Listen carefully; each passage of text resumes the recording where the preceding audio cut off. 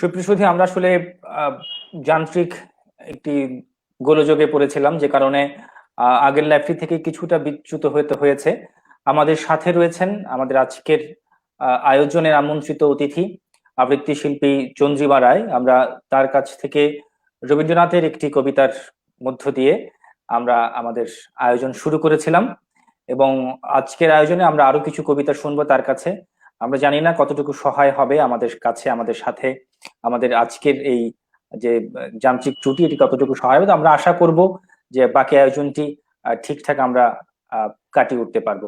চন্দ্রিমাদি, তাহলে এবার আমি পরপর আরো দুটো কবিতা শুনতে চাই। কোন কবিতা শুনবো?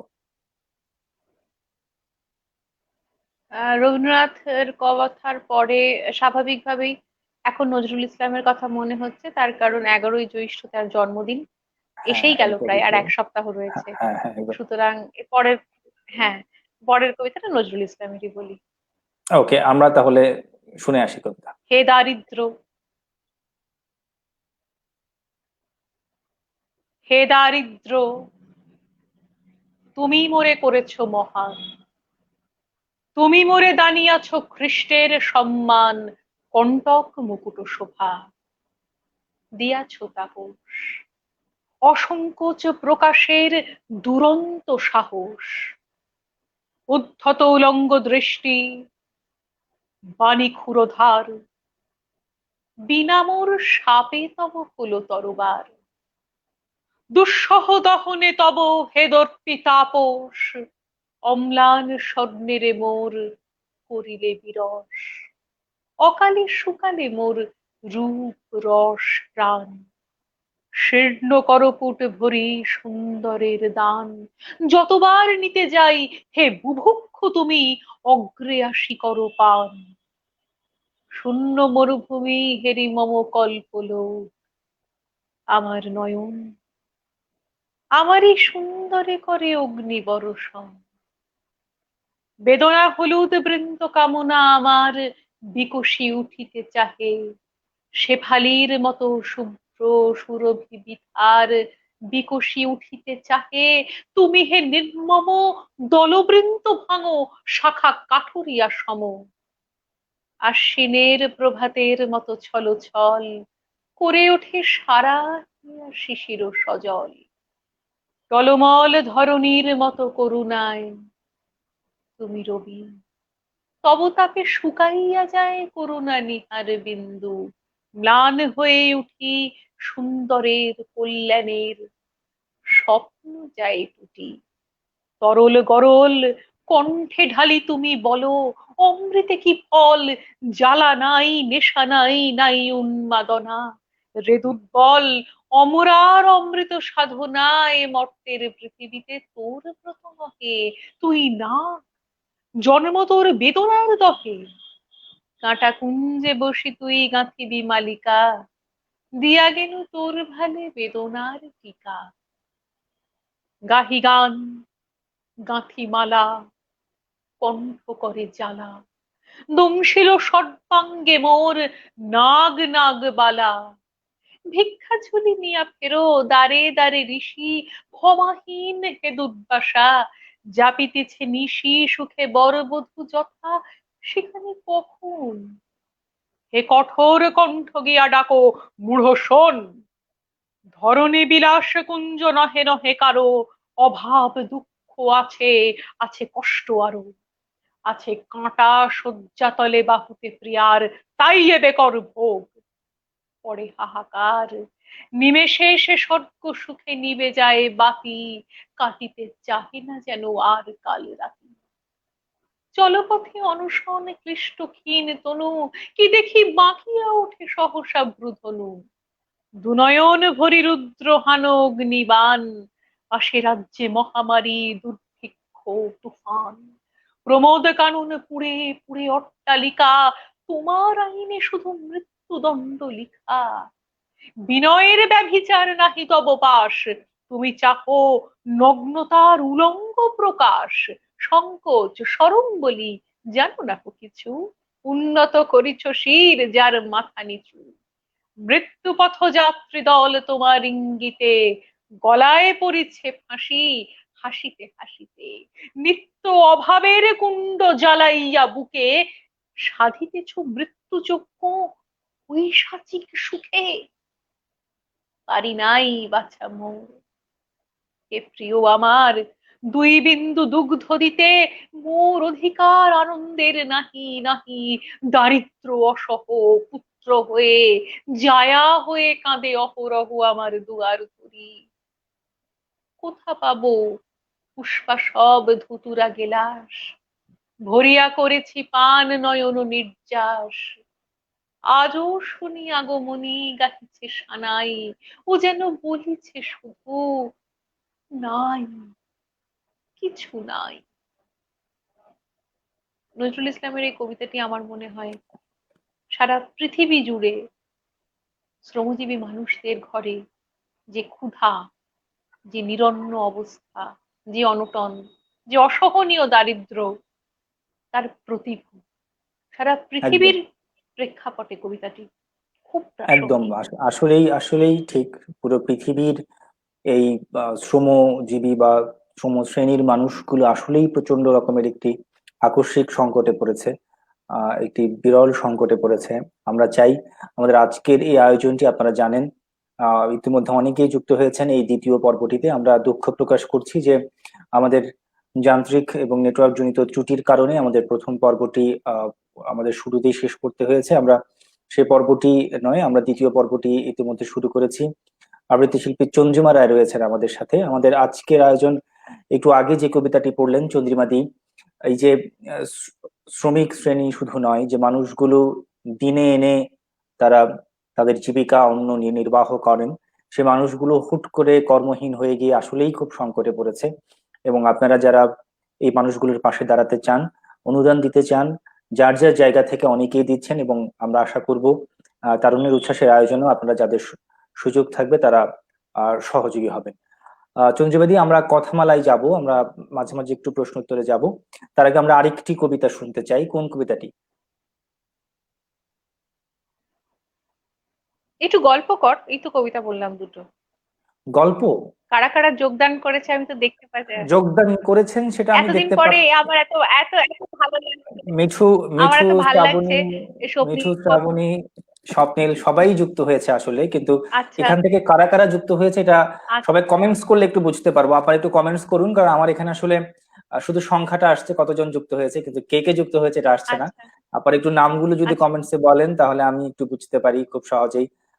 কমেন্টসে নামগুলো বলবেন। না শ্রাবণী আমার লিখছে খুব দিদি, ভালো লাগছে, শ্রাবণী লিখছে খুব দিদি ভালো খুব লাগছে ভালো, আজকে। শ্রাবণী লিখছে দিদি খুব ভালো লাগছে, অনেক দিন পর, ভালোবাসা অফুরান।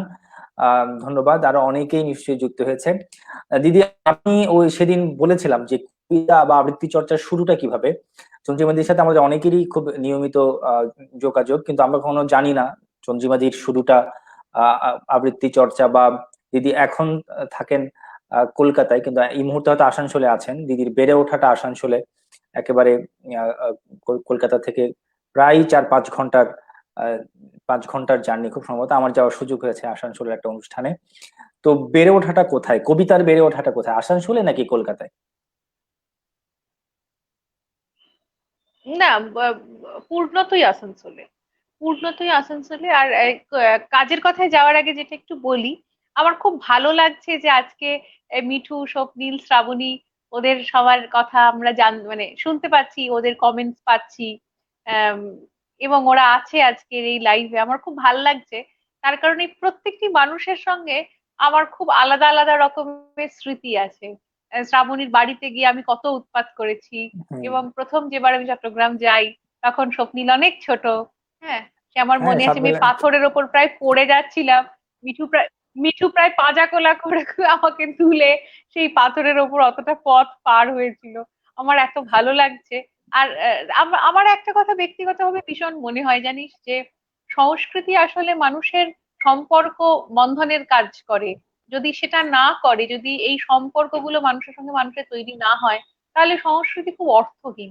একটা কবিতা, একটা গান, একটা শিল্প, যে কোনো আর্ট ফর্মই যদি মানুষের সঙ্গে মানুষকে, একদম দেশের সঙ্গে দেশকে না জুড়তে পারে, তাহলে তার কোথায় চ্যারিটি বল, তাই একদম, না? মানে আমার এই যে সেটাই এত মনে হচ্ছে। বছর ওদের সঙ্গে দেখা হয় না, কিন্তু তারপরও মনে হয় কাছের এত মানুষ, বছর কারণ ওদের সঙ্গে দেখা হয় না, কিন্তু এই যে এক্স্যাক্টলি, এবং এই যে আত্মার বন্ধনটা রয়ে যায়। হ্যাঁ, আমি কিছুদিন আগে শ্রাবণীর একটা ভিডিও শুনছিলাম। ও রিসেন্টলি একটা কাজ পোস্ট করেছে, দেখছিলাম যে ও সঞ্চয়িতা নিয়ে বসে পড়ছে ভিডিওটাতে। আমার তখনই ওর বাড়িতে যাওয়ার কত কথা মনে পড়ছিল। মিঠুর কথা মনে পড়ে, স্বপ্নিলের কথা মনে পড়ে। স্বপ্নিলকে অনেক ছোট এবং দেখেছিলাম তখন আমি। হ্যাঁ হ্যাঁ, হ্যাঁ, আমি আমি তো এই এই এই এই এই যে এই যে এই এই যে ক্ষেত্রে আমি মানসিক যে বন্ধনগুলো, মানবিক বন্ধনগুলো যে একটা কবিতা জুড়ে দিতে পারে, এইটাই আমার মনে হয় যে সব থেকে বড় সেটি সেটি আমাদের এই যে আত্মিক পাওয়া। যোগাযোগের যে মাধ্যম, সেটি তো আসলে কবিতা। না হলে চন্দ্রিমাদির সাথে আমাদের যোগাযোগ হওয়ার কোনো কথা ছিল না আসলে, একদমই ছিল না, যদি কবিতাটা মাঝখানে সেতু বন্ধন না হতো। আম, এখানে সুস্মিতা লিখেছে, দিদিকে অনেক বছর পর দেখছি, খুব ভালো লাগছে। সুস্মিতার এবং গার্গী লিখেছে, দিদি অনেক দিন পর, খুব ভালো লাগছে, কেমন আছো, আবার কবে দেখা হবে। বোনের সঙ্গেও আমার অনেক স্মৃতি, ওরা আমাকে সেই বেড়াতে টেড়াতে কত নিয়ে হ্যাঁ হ্যাঁ, গেছে। একদম একদম, কত মানে কথাও মনে পড়ছে। হ্যাঁ, দায়িত্ব ছিল গার্গীর এবং খুব সম্ভবত সুস্মিতার। এরপর সুস্মিতা নোমান বিন সুস্মিতা খুরশিদ হ্যাঁ। লিখেছেন, হ্যাঁ, নোমান বিন খুরশিদ লিখেছেন, আছি প্রতিদিনকার মতো, অনেক ধন্যবাদ নোমান আপনাকে। আছেন ইমরান সরকার, মৌসুমী দে লিখছেন, প্রথম শুনছি আপনাকে দিদি, ভালোবাসা রইলো, অনেক ধন্যবাদ। অনেকেই যুক্ত আপনাকেও দিদি হচ্ছেন, অনেক ভালোবাসা। অনেকেই যুক্ত হচ্ছেন, এবং আরো যারা আছেন একটু বলুন, কারা কারা আছেন, আমি ঠিক জানি না। স্বপ্নিল আগে ছিল, এখন যুক্ত আছে কিনা তাও জানি না। আরো যারা যুক্ত আছেন, মিঠু বা সবাই, আপনারা কারা কারা আছেন একটু জানান, আমরা শুনি। সবার স্মৃতিচারণী করছেন দিদি, খুব, যদিও একেবারে কম সময়ের জন্য ছিলেন চট্টগ্রামে, ওই দুটো দিন মনে হয়, সব মিলিয়ে দুটো দিন, কিন্তু এই দুটো দিনেই অনেক স্মৃতি, অনেক আহ আবেগ জমা হয়েছে। আমরা আরেকটি কবিতায় যাই দিদি, আরেকটি কবিতায় যাই, বা হ্যাঁ, কোন যাই কবিতা? যাই। এই যে দেখ, আমি বলছিলাম যে আমরা তো কেউ কাউকে চিনি না, কিন্তু এই যে মনের মিল হয়ে যায়, কিন্তু মনটা যে কাকে বলে আমি জানি না। আমার স্মৃতি কতটা সমর্থন করবে এই কবিতাটা, অনেক দিন আমি বলিনি বা বলি না। এখন আমার মনে হচ্ছে যে এই কবিতাটা খুব প্রাসঙ্গিক। হ্যাঁ, রবীন্দ্রনাথের লেখাই একটু বলি আবার। হুম, শুনি। রবীন্দ্রনাথ বলছেন, কণিকা কাব্যগ্রন্থের কবিতা, বলছেন যে কেউ যে কারে চিনি নেকো সেইটে মস্ত বাঁচন, তা না হলে লাগিয়ে দিত বিষম তুর্কি নাচন। বুকের মধ্যে মনটা থাকে, মনের মধ্যে চিন্তা, সেইখানেতে নিজের ডিমে সদাই তিনি দিনটা। বাইরে যা পাই সমঝে নেব তারই আইন কানুন, অন্তরে যা আছে তাহা অন্তর্যামী জানুন। চাইনে রে মন চাইনে, মুখের মধ্যে যেটুকু পাই, যে হাসি আর যে কথাটাই, যে কলা আর যে ছলনাই, তাই নে রে মন তাই নে। মন নিয়ে কেউ বাঁচে না গো। মন বলে যা পায় রে, কোনো জন্মে মন সেটা নয়, বোঝে না কেউ হায় রে। ওটা কেবল কথার কথা। মন কি কেহ চিনিস? আছে কারো আপন হাতে মন বলে এক জিনিস। চলেন তিনি গোপন চালে, স্বাধীন তাহার ইচ্ছে, কেই বা তারে দিচ্ছে, কেই বা তারে দিচ্ছে। চাইনে রে মন চাইনে, মুখের মধ্যে যেটুকু পাই, যে হাসি আর যে কথাটাই, যে কলা আর যে ছলনাই, তাই নে রে মন তাই নে। একদম। আম, শুধু কি রবীন্দ্রনাথ নজরুল? আমি একটু একটা প্রশ্ন করতে চাই, সেটা হচ্ছে আহ, কিরকম কবিতা পড়তে শুধু রবীন্দ্রনাথ নজরুল? রবীন্দ্রনাথ তো অনেক একটা ওয়ার্ডস বিষয়। আমার মনে হয় এমন হুম। কোনো অনুভূতি নেই, এমন কোনো সময় নেই যে ঠিক সময়ে আমরা একটু ভাবলে রবীন্দ্রনাথকে পাবো না, রবীন্দ্রনাথের কোনো না কোনো ঠিক সৃষ্টি পাবো না, একদম না।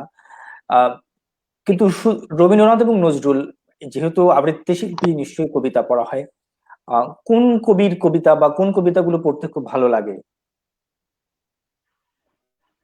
এখানে দুটো কথা বলার আছে, সেটা হচ্ছে যে উম, রবীন্দ্রনাথ ছোটবেলাতে যেভাবে পড়েছি সেটা অনেকটাই কম্পালশনের পড়া। তার কারণ আবৃত্তি যারা করেন তারা প্রাথমিকভাবে রবীন্দ্রনাথ, নজরুল, সুকান্ত, আর আরো ছোটবেলায় সুকুমার রায়, সত্যেন্দ্রনাথ দত্ত, এভাবেই পড়া শুরু হয়। আমারও সেভাবেই হয়েছে।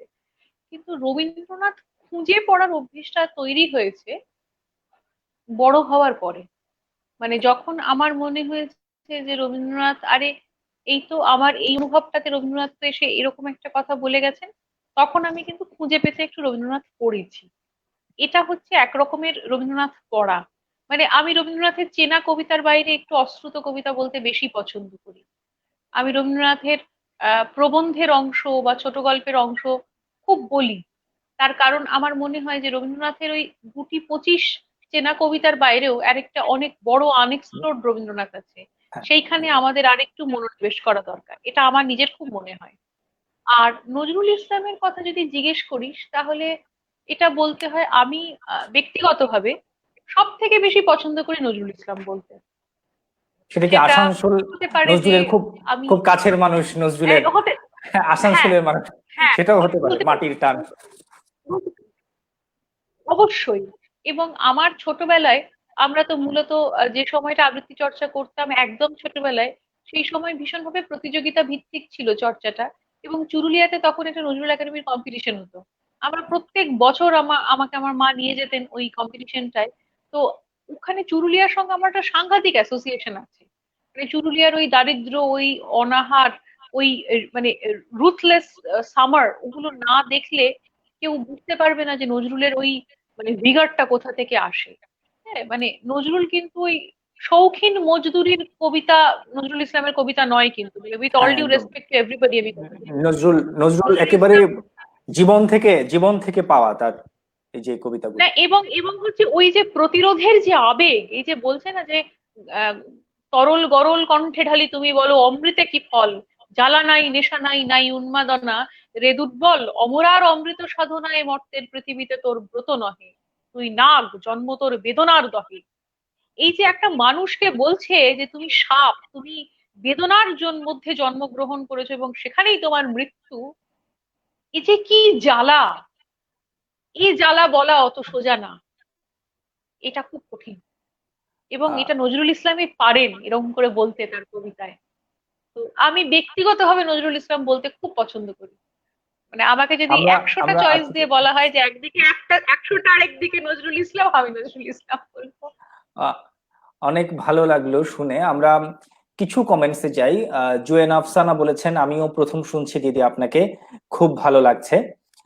মাহতাব সোহেল থ্যাংক বলছেন, ইউ।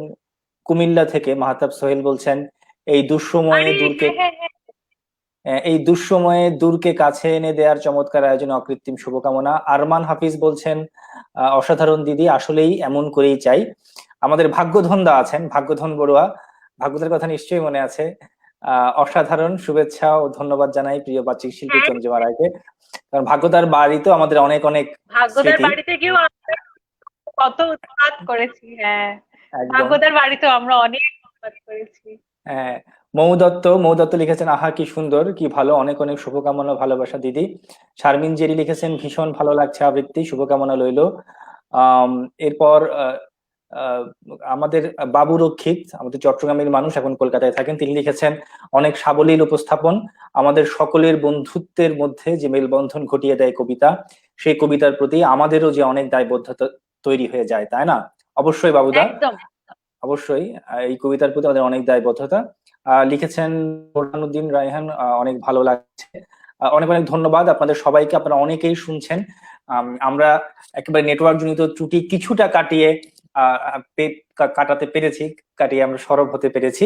বাবা, আপনারা, হ্যাঁ, এটাই এটাই এখন এইটা যাতে শেষ পর্যন্ত আমরা এই যাতে আর নেটওয়ার্কের ঝামেলায় না পড়ি সেটাই চাইছি আমরা। ঠিক। আরেকটি কবিতায় যাই দিদি, এবার কি শুনবো, রবীন্দ্রনাথ নজরুল না অন্য কিছু? না না, রবীন্দ্রনাথ আর বলছি না। একটা কবিতা বলি, এই কবিতাটার সঙ্গেও তোর আয়োজনের একটা সংযোগ আছে। চট্টগ্রামের প্রথমবার যেবার গেছিলাম তোর আয়োজনে, তো নিশ্চয়ই মনে আছে, জেলা শিল্পকলা একাডেমিতে, হ্যাঁ, হ্যাঁ। সেইখানে এখন যে কবিতাটা বলবো, সেই কবিতাটা আমি প্রথম শুনি। এবং কবিতাটা পড়েছিল আমাদেরই একজন খুব নিবিড় বন্ধু। এবং সেটার জন্য তোর কাছে অনেকটা ঋণ, কারণ তোর কারণেই আমার তার সাথে বন্ধুত্বের সূচনা হয়। শুভ্র, শুভ্রজিৎ ভট্টাচার্য। অসাধারণ, শুভ্র, সুপ্রদা। হ্যাঁ, একটু শুভ্র। জানিয়ে রাখছি যে, হ্যাঁ, একটু জানিয়ে রাখছি, আগরতলার আমাদের খুব প্রিয় মানুষ, মেধাবী তরুণ শুভ্রজিৎ, আগামী শুক্রবার আমাদের এই আয়োজনটিতে, তারুণ্য আয়োজনটিতে শুভ্রতা থাকবেন, তার বাহ, কথামালা বাহ, এবং কবিতা দারুণ নিয়ে। খবর, হ্যাঁ, দারুণ শুভ্রতা খবর, থাকবেন। এটা নিজে, সত্যি, বাহ, হ্যাঁ, খুব আমরা আনন্দের তাহলে খবর। আমরা তাহলে শুনছি। হ্যাঁ, এবং এবং এই কবিতাটি আমি শুভ্রকে পড়তে শুনেছিলাম তোর অনুষ্ঠানে, সেখানে আমি কবিতাটি প্রথম শুনি। এবং তারপর থেকে কবিতাটি শুভ্রর কতটা রয়েছে আর আমি জানি না, তবে আমার হয়ে গেছে এটুকু জানি। জয়ন্তী চট্টোপাধ্যায়ের লেখা সেই কবিতাটা একটু বলি। মহাজনীরা কইছে যুদ্ধ শেষ হইছে, 50 বছর ধইরা মানুষ সুখে আছে, শান্তিতে আছে, যুদ্ধ নাই। হিটলার নামের দানবটা নাকি খতম হইছে, ওই খুনি লোকটার আর জন্ম হইব না কোনো মাইনষের দেশে। হ্যাঁ গা ওসমানের মা, বিশ্বযুদ্ধ দেখছো তুমি? বোমার আগুন দেখছো? দেখো নাই আম্মাজান, তখন তোমরা নিতান্তই শিশু। 50 বছর ধইরা দেশ পুড়ছে, পৃথিবী পুড়ছে, মানুষ পুড়ছে রে। যুদ্ধ কি আজও শেষ হইল ওসমানের মা? 5 বছর ধইরা যুদ্ধ কইরা সৈন্যরা মইরা গেছে, পঙ্গু হইছে, পাগল হইছে কত। আর আমরা সারা জীবন যুদ্ধ কইরতে কইরতে চুল পকাইলাম, শরীর বাঁকাইলাম, তবু যুদ্ধ শেষ হইল না। মানুষ আজকাল যুদ্ধক্ষেত্রে জন্মায় রে, জন্মেই যুদ্ধ। ভাতের লাইগা, কাপড়ের লাইগা, মাথায় এখান ছাউনির লাইগা। বিশ্বযুদ্ধ যাদের মারছে তাদের তো এক্কেরে মারছে। সত্য মিথ্যার যুদ্ধে, আলো আন্ধারির যুদ্ধে তিল তিল কইরা মরে নাই তো কেউ। আমাগো যুদ্ধ শেষ হইবারে পারে নাই ওসমানের মা। সারা দুনিয়ার খবর আমাগো জানা নাই বটে, তবে জন্মভূমির খবরটা তো রাহি। জাতির লড়াই, খ্যাতির লড়াই বড় চোরা পথে আসে রে। লোক ঠকাইবার লড়াই আরো ভয়ঙ্কর। যন্তরের সঙ্গে যুদ্ধ করে শ্রমিক, ছাঁটাই চলে। মাটির সঙ্গে যুদ্ধ করে চাষি, মইরা প্রাণ যায়, লাশ গায়েব হইয়া যায়। কোলের সন্তান রে বেইচ্চা বুকের দুধের সঙ্গে যুদ্ধ করে মা। বেকার পুলার দল নাম লেখায় ডাকাইতের দলে, গলায় গামছা দিয়া ভিক মাইঙ্গে কন্যার বাপ। গতর বেইচ্চা খায় নিষিদ্ধ জলির জায়াও জননীরা। বন্যে খরা তো আছেই, আর আছে সরকারি ধাপ্পা বেজায়। প্রাণ যায় প্রচারের ঘায়ে, আর খানে খারাপের বেটা মোটা সোটা ভোট বাবু যত জীবন বিষায় দেয়, যুদ্ধ আরো ত্বরান্বিত করে। প্রতিদিন যুদ্ধক্ষেত্র আমাগো জীবন। যুদ্ধ আজও শেষ হয় নাই ওসমানের মা। কুড়ের সঙ্গে খড়ের যুদ্ধ, হাসির সঙ্গে কাইন্নার, স্বপ্নের সঙ্গে দুঃস্বপ্নের যুদ্ধ, ভালোবাসার সঙ্গে ভালো না বাসার যুদ্ধ। আর সবগুলোর চাইতে বড় যুদ্ধক্ষেত্র হইল আমাগো মন, নিজের সঙ্গে নিজের যুদ্ধ। বড় কষ্টের ওসমানের মা, বুকের মাঝখানটায় ফুটি ফাটা হইয়া যায়, রক্ত ঝরে, কেউ জানবারে উপায় না। আমাগো যুদ্ধ চলে দিন রাইত, রাইত দিন। যুদ্ধক্ষেত্রে জন্ম হইছে, যুদ্ধক্ষেত্রে যাইগা হাসি, যুদ্ধক্ষেত্রে যাইগা থাকুম, যাইগা থাকুম রে। এটা খুব প্রাসঙ্গিক একটা প্রশ্ন কিন্তু। আসলেই মানুষের জীবন যুদ্ধ তো কি শেষ যুদ্ধময়। হলো? না, একদম না। এক যুদ্ধ শেষ হলে আরেক যুদ্ধ শুরু মানুষের জীবন। এবং গোটা জীবনটাই শ্রমজীবী মানুষের জীবনে যুদ্ধটাই একমাত্র সত্য, একমাত্র সত্য। যুদ্ধটাই জীবন। একদম, একদম, একদম। আমরা কিছু কমেন্টসে যাই। সুনন্দা রায় লিখেছেন, দিদির হাস্যোজ্জ্বল উপস্থাপনা সত্যি অনবদ্য। আহ Thank you. সুকান্ত গুপ্ত লিখেছেন, অনেক দিন পর দিদি, ভালো লাগছে। সুকান্তর সাথে দিদির আমাদের আহ হ্যাঁ, মনে আছে কিনা, কোথায়? হ্যাঁ, সুকান্ত আমাদের সিলেটের বন্ধু। সুকান্ত, না, সুকান্ত, আমার কিছুদিন আগে আরেকটা লাইভে সুকান্ত দা ছিলেন, আমি সেটাতেও হ্যাঁ, বলেছিলাম যে দিন পরে সুকান্ত দাকে পেয়েছি। হ্যাঁ, হ্যাঁ, লিঙ্কন দেব মনে আছে। লিখেছেন, বন্ধু চন্দ্রিমা রায় অসাধারণ বাচিক শিল্পী, ভালো লাগছে এই আয়োজন। আমাদের আগরতলা থ্যাংক ত্রিপুরা ইউ। থেকে আমাদের পিনাক পানি দা, আমাদের পিনাক দা, আহ, আরে আগরতলায় গেছি, দিনাক দা, আগরতলায় আগরতলায় গেছি আর পিনাক দা ছুটে আসেনি, এমন কখনো হয়নি। তার সেই স্কুটি নিয়ে যেখানেই যায় না কেন, হয়তো শেষ মুহূর্তে বর্ডার ক্রস করবার সময় হলো পিনাক দা চেকপোস্ট উপস্থিত হয়েছেন দেখা করবার জন্য।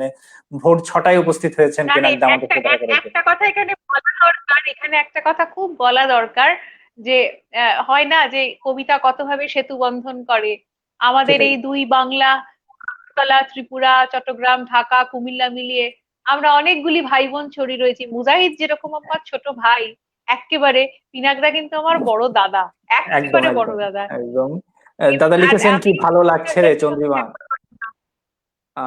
দাদা থ্যাংক ইউ লিখেছেন কি দাদা। ভালো লাগছে রে চন্দ্রিমা, অনেকদিন পর আমার শুনছি। খুব খুব ভালো করে কাজ করছিস মুজাহিদ, চালিয়ে যাও, শুনছি। অনেক ধন্যবাদ দাদা।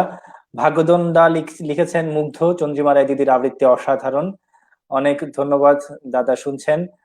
আম, জাভেদ হোসেন, জাভেদ ভাই লিখছেন শুভকামনা চন্দ্রিমা দি। জাভেদ হোসেন আমাদের আহ, আবৃত্তি শিল্পী, সংগঠক। মীর বরকত জাভেদ ঢাকা ভাইও থেকে, আমার।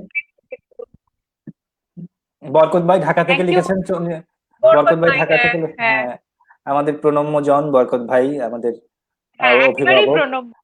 হ্যাঁ হ্যাঁ। অভিভাবক নিবেদিতা বড়ুয়া লিখেছেন অসাধারণ দিদি। নিবেদিতা দি হচ্ছেন আমাদের ফার্স্ট লেডি, অর্থাৎ আমাদের ভাগ্যদার আম, স্ত্রী নিবেদিতা, যার আপ্যায়নে আমরা ভরপুর তার বাসায় গিয়ে আমরা একসাথে খাওয়া দাওয়া করেছিলাম।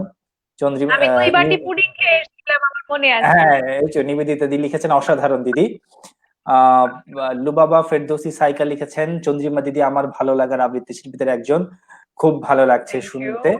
ধন্যবাদ থ্যাংক সাইকা। গতকাল আম, আহ, গতকাল সাইকা আমাদের এই লাইভ অনুষ্ঠানে ছিলেন। আমাদের আচ্ছা। আরেকজন প্রিয় মানুষ কুন্তল বড়ুয়া, নাট্যজন। ডক্টর কুন্তল বড়ুয়া আমাদের চট্টগ্রাম বিশ্ববিদ্যালয়ের নাট্যকলা বিভাগের অধ্যাপক। তিনি শুনছেন, তিনি লিখেছেন এ ধরনের উদ্যোগ প্রশংসনীয়, তারুণ্য ভরপুর একটা সৃজনশীল চর্চা কেন্দ্র। চন্দ্রিমার বলা এবং অভিব্যক্তি দুটোই চমৎকার। আবৃত্তি শিল্পীদের বাচিকটা ঠিক না থাকলে মুখজ অভিব্যক্তি ফুটে ওঠে না, সেতু বন্ধনটা গড়ে ওঠে না। দাদার কাছে ভালো লেগেছে চন্দ্রিমাদির বলা এবং অভিব্যক্তি। দাদা অনেক কৃতজ্ঞতা, আমাদের অনেক প্রিয় একজন মানুষ কুন্তল দা আমাদের, তাও একজন অভিভাবক তুল্য মানুষ। দাদা শুনছেন, অনেক অনেক কৃতজ্ঞতা। আরো অনেকেই আসলে দেখছেন, অনেকেই কমেন্টস করছেন, সবার প্রতি কৃতজ্ঞতা। ভালো লাগছে যে আমরা প্রথম পর্বটা কিছুটা একেবারে গুবলেট পাকিয়ে ফেলেছিলাম আমাদের তুই নেটওয়ার্ক আর ও জনিত কথা সমস্যার কারণে। তুই আর ও কথা বলিস নে, ভালো করে বললে বাঁচা যাবে। হ্যাঁ, এখন আমরা আমরা এই এইবারে আরেকটি কবিতা শুনতে চাই, আরেকটি কবিতা শুনতে চাই দিদির কাছ থেকে, তারপর আবার আমরা কমেন্টস গুলোতে আসবো। দিদি এবার কোন কবিতা? উম, এই যে আমরা এত বলছি না যে মৃত্যু, দেখ মৃত্যু তো এক অর্থে ভাঙনেরই কথা বলে। সুভাষ মুখোপাধ্যায়ের একটা কবিতা আমার মনে হয় পৃথিবীর যে কোনো সময়ে দাঁড়িয়ে খুব প্রাসঙ্গিক, যে জীবন আসলে কিন্তু গড়ার কারিগর, ভাঙার দিদি নয়। আরেকটু পেছনে যেতে হবে মনে হয়, একটু সামনে চলে এসছে ক্যামেরা দেখ থেকে। শুনতে পাচ্ছিস? হ্যাঁ হ্যাঁ, ওকে দেখ এখন। শুনতে পাচ্ছিস? হ্যাঁ ঠিক আছে, ঠিক আছে। দাঁড়া, দেখ ঠিক আছে। হ্যাঁ ঠিক আছে, একদম একদম। সুভাষ মুখোপাধ্যায়। সুভাষ মুখোপাধ্যায়, রাইট। ভেঙো না কো, শুধু ভাঙা নয়। চাষের জন্য যে জমিটা পেলে ভালো হয় সে তো ঠিক বালি চিকচিক ডাঙা নয়। দেখো দেখো, এই সবুজ ছোট্ট উঠোনে হামাগুড়ি দেয়, পড়ে গেলে কাঁদে, ব্যথা পেলে ঠেলে ওঠে ফের, ছোট ছোট দুটো মুঠি দিয়ে বাঁধে, স্বাদ আহ্লাদ আমাদের। হাত ছেড়ে দিলে দেয়ালটা ধরে, করে হাঁটি হাঁটি পা পা। ভুলে যেন তাকে দিও না কো মাটি চাপা, ভেঙো না কো, শুধু ভাঙা নয়। এখনো আকাশ সূর্যের রঙে রাঙা নয়, শিয়রের কাছে থাবা তুলে আছে গলিত নখ এ রাত্রি। তবু যদি দুটি একটি করেও পাপড়ি খুলে যায়, কাছে থেকে আছে কোনো মদমত্ত হাতির পায়ে, সেটুকু ভয় থেতো, ভেঙো না কো, শুধু ভাঙা নয়। ক্রমাগত চোখ রাঙিয়ে রাঙিয়ে যারা হয়ে গেছে অন্ধ, তাদের নাকের কাছে তুলে ধরো ফুলের একটু গন্ধ। ভেঙো না কো, শুধু ভাঙা নয়। মৃত্যুটা যত বড়ই হোক না, জীবনের চেয়ে এমন কিছু সে ঢ্যাঙা নয়। যার লাগে না কো মিষ্টি মানুষের এই সৃষ্টি, যে বলেছে এই পৃথিবীতে আছে এক রং শুধু রক্তের, যত থাক নাম ডাক্তার, যত বড় দল থাকুক অন্ধ ভক্তের, টেকে কি না টেকে একবার বড় কবিরাজ ডেকে অচিরে দেখানো দরকার। মন দাও ভাই, তার চেয়ে আরো তাজা রঙে এঁকে দেশ জুড়ে আরো বড় এক ছবি টাঙানো আস্ত একটা জীবনকে কাছে আনা যাক, একটুও যার ভাঙা নয়। ভেঙো না কো, শুধু ভাঙা নয়।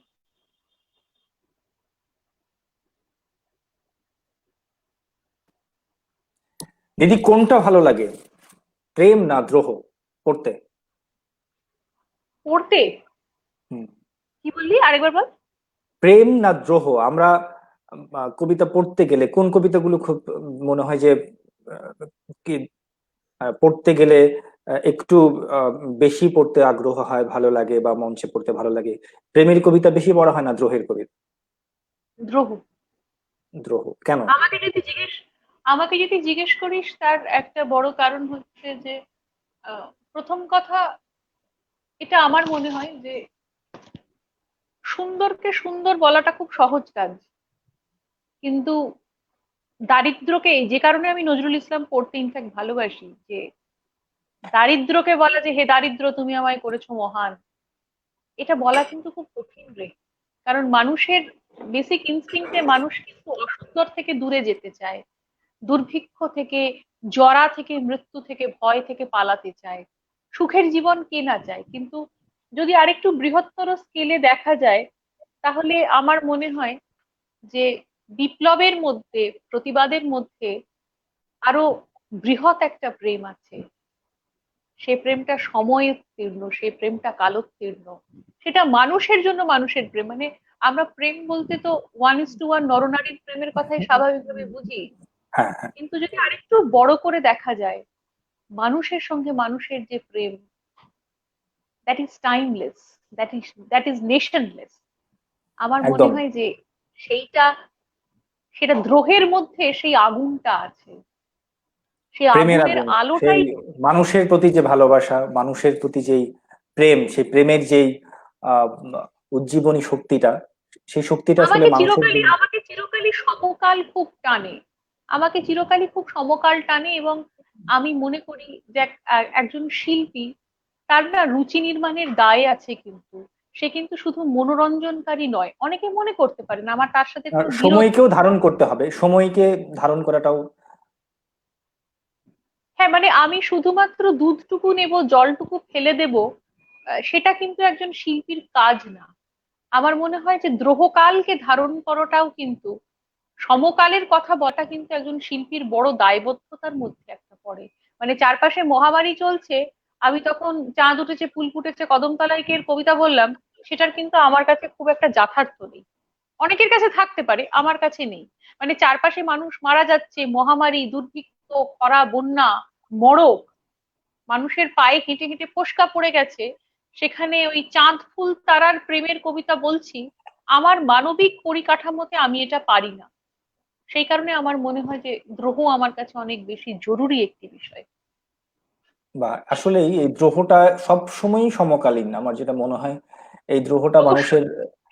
জীবন যাপনের সাথে যুক্ত। এই যে আমরা ইদানিং যে শুনছি যে হাঁটার কথা বলছি, মানুষ আহ মাইলের পর মাইল হাঁটছে, কাজ নেই, কাজের আশায় হাঁটছে, যাদেরকে আমরা পরিযায়ী বলছি। এই যে কাজের আশায় মানুষ হাঁটতে হাঁটতে পায়ের যেই ফোসকা ফুটছে, তাও মানুষ হেঁটে যাচ্ছে নিরবিচ্ছিন্ন ভাবে, কোথাও না কোথাও গিয়ে দাঁড়িয়ে তারা কিছু কাজ পাবে। যাই হোক দিদি, আরেকটি কবিতা শুনবো নাকি আবার? একটি প্রশ্ন ছিল আমার, সেই প্রশ্নটা আমি করি। শোনা যাচ্ছে? হ্যাঁ, বল। এই যে বাংলাদেশের আবৃত্তি চর্চা নিয়ে যদি চন্দ্রিমা রায়ের মূল্যায়ন, সব তো প্রিয় মানুষ ভাই বোন, এটা তো সব ঠিকই আছে। প্রিয় মানুষ ভাই বোনের বাইরেও তো এটা একটা শিল্প চর্চার জায়গা। আমার আমার একটু মনে হয় যে যেমন আমাদের দেশের সাংগঠনিক আবৃত্তি চর্চা এবং আহ, ভারতবর্ষের বা কলকাতার আবৃত্তি, পশ্চিমবঙ্গের আবৃত্তি চর্চার মধ্যে একটু পার্থক্য আছে। আমাদের অনেক বেশি সংগঠন ভিত্তিক চর্চা, ওখানে একেবারে ইন্ডিভিজুয়াল চর্চাটা অনেক বেশি হয়। যেমন তুমি নিজেও কোনো সংগঠনের সাথে যুক্ত নও, একেবারে ইন্ডিভিজুয়াল একক চর্চা করছো। তো এখন আমার যেটা প্রশ্ন, এই যে বাংলাদেশের আবৃত্তি শিল্প নিয়ে, তার আগে আমি দুটো কথা একটু বলছি, দুটো কমেন্টস পড়ছি। সেলিম আক্তার পিয়াল, আমাদের পিয়াল ভাই লিখেছেন ভালো লাগছে। আহ জিওয়ানা আফসানা লিখেছেন দিদি আপনার কথাগুলো খুব সুন্দর, স্বপ্নীল আবার ফিরে এসেছে অনেকক্ষণ পরে, ও একটা ভালোবাসার চিহ্ন দিয়েছে দিদিকে স্বপ্নীল। তারপর আমার ভীষণ ভীষণ হ্যাঁ, দিলীপ কুমার দাস লিখেছেন ভালো লাগছে দিদি। আমাদের কুন্তল বড়ুয়া লিখেছেন যে সমকালীন আহ আহ, সমকালীন কবিদের সঙ্গেও আবৃত্তির একটা পরিচয় থাকা উচিত, এবং সমকালীন ভাবনা আবেগ না হলে ধরা পড়ে না। এখন দাদা একটি প্রশ্ন রয়েছে যে বর্তমানে নবীনরা বা যারা তরুণ তারা সমকালীন কবিতা পড়ছে কিনা, তিনি বিনম্রভাবে জানতে চেয়েছেন, বা না পড়লে আসলে কেন পড়ছে না। হুম। তুই যেটা জিজ্ঞেস করলি সেটা, আচ্ছা, সকলকে আমার অনেক ধন্যবাদ। এখানে এমন অনেকে অনেকের কমেন্টের কথা মুজাহিদ বলেছে, যারা আমারও প্রণম্য। বরকত ভাই অবশ্যই তাদের মধ্যে একজন। ঢাকার অনুষ্ঠানে বা কুমিল্লাতে গিয়ে বোধহয় সুমন ভাইয়ের ওখানে আমার সঙ্গে পরিচয় হয়েছিল। আমাদের সকলের অত্যন্ত শ্রদ্ধার মানুষ তিনি।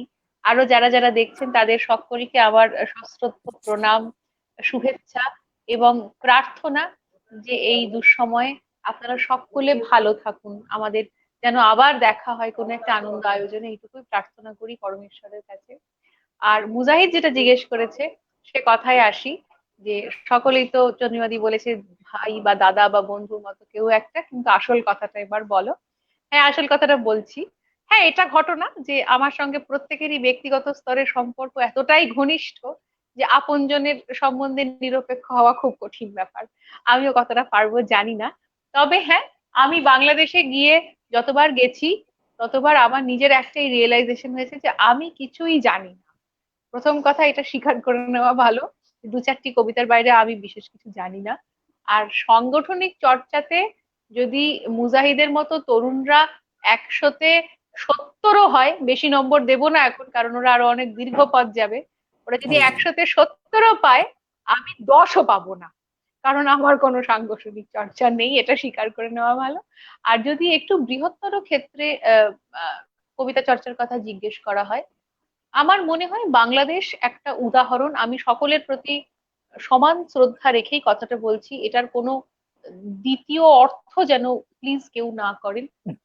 কলকাতাতেও ভীষণ ভাবে সাংগঠনিক চর্চা হয়, অনেক অনেক সংগঠন রয়েছে তবে যারা সাংগঠনিক চর্চাটা প্রচুর তুলনামূলক আমাদের এখানে তুলনামূলক আমাদের এখানে ভালো বেশি কাজ। হয়। আমি নাম করে কারোর কথা বলছি না, কিন্তু তোরাও জানিস যে এমন অনেকগুলি সংগঠন রয়েছে যারা খুব ভালো কাজ করে। হুম, কিন্তু একটা শিল্প বাঁচে কিন্তু সাংগঠনিক নিয়ম নিষ্ঠার উপর। আমার মনে হয় বাংলাদেশের সবকটি সংগঠন সেক্ষেত্রে একটা দৃষ্টান্ত।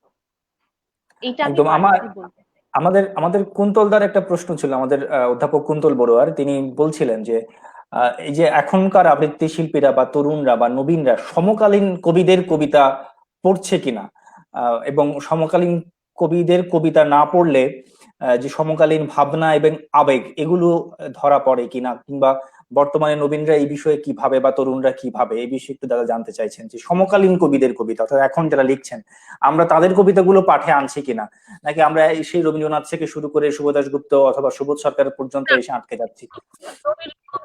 খুব জরুরি একটা প্রশ্ন, খুবই জরুরি একটা প্রশ্ন।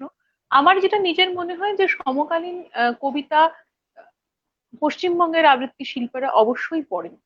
তার কারণ নির্বাচনে পাঠে এটা সবসময় খুঁজে পাওয়া যায়।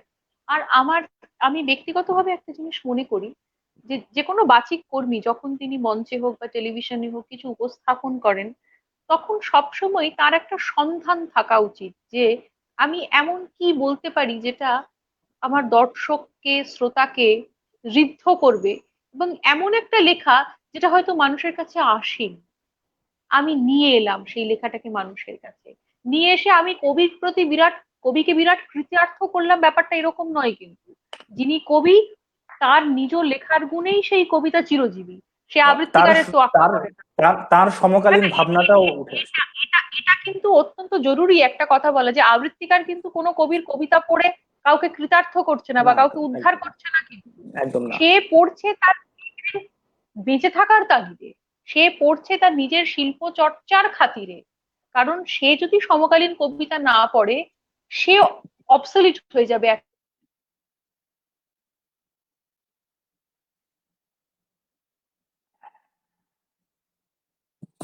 সমকালীন কবিদের পড়ার থেকে বিচ্যুত হবে। মনে হয় পড়াটা অত্যন্ত জরুরি। এবং হ্যাঁ, আমি আশাবাদী যে কেউ কেউ নিশ্চয়ই পড়ছেন, বা অধিকাংশ আবৃত্তি চর্চা করেন যারা, তারা নিশ্চয়ই পড়ছেন। নিশ্চয়ই আমার মনে হয় যে সমকালীন কবিদের কবিতাকে আমরা ধরতে না পারলে বা আমরা আবৃত্তি করাটা পরের বিষয়, আগে পাঠ নিজে আগে পড়তে হবে নিশ্চয়ই, নিজে যদি না পড়ি তারপর আমাদের মতো করে সেটা উপস্থাপন করা। আমি অনেকেই কমেন্টস এখনো করছেন, আমরা কমেন্টস গুলো আবার শুনবো। আমরা তার আগে আরেকটি কবিতা শুনি, দিদি অনেকক্ষণ কথা বললাম, এবার কোন কবিতা?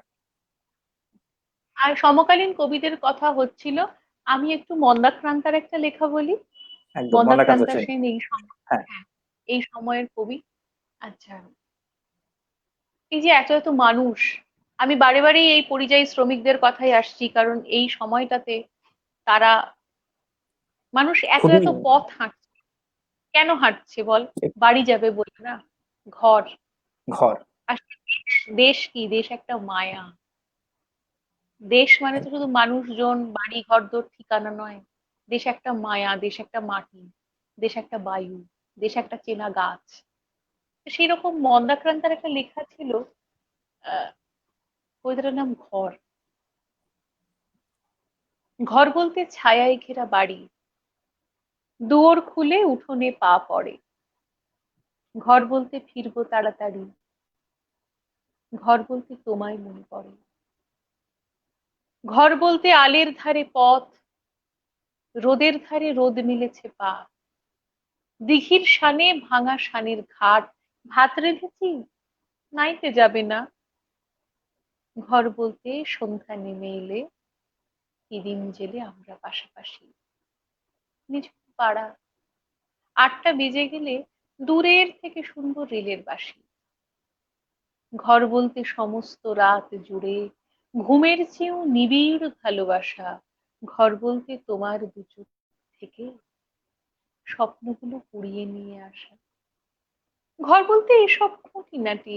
ঘর বলতে আকাশ থেকে ভূমি, একদিকে পথ, ভীষণ হাঁটাহাঁটি, পথের শেষে ঘর বলতে তুমি।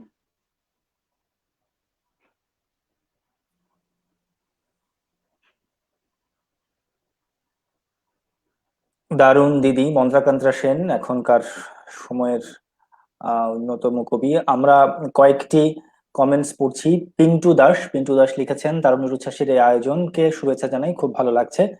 শ্রাবণী দাশগুপ্তা লিখেছেন, ভীষণ ভালো লাগে আমার দিদির উচ্চারণ, কবিতা কথা দুটোই অসাধারণ। আলতুষি আলতুষি লিখেছেন, দারুণ বলেছেন দিদি। আহ শহীদুল করিম চৌধুরী জানিয়েছেন অভিনন্দন, ধন্যবাদ। ভালো লাগছে, ধন্যবাদ যারা শুনছেন তাদের সবাইকে। দিদি একটা আরেকটা কবিতায় যাব। আমরা অবশ্যই কবিতা আরেকটা শুনে আসি, কারণ অনেকক্ষণ কথা বলেছি এর আগে। আমরা একটা কবিতা, আরেকটা কবিতা শুনি, তারপরে আমরা আরেকটু কথায় যাব। আচ্ছা, আমি একটা রুদ্র মোহাম্মদ শাহিদুল্লাহর লেখা বলি। হ্যাঁ, আমার একদম। খুব প্রিয় কবি। আমার- সাউন্ডটা খুব ডিস্টার্ব করছে, তোরা শুনতে পাচ্ছিস? না, সাউন্ড এখন ঠিক আছে, মোটামুটি সাউন্ড ঠিক আছে, কোনো সমস্যা না।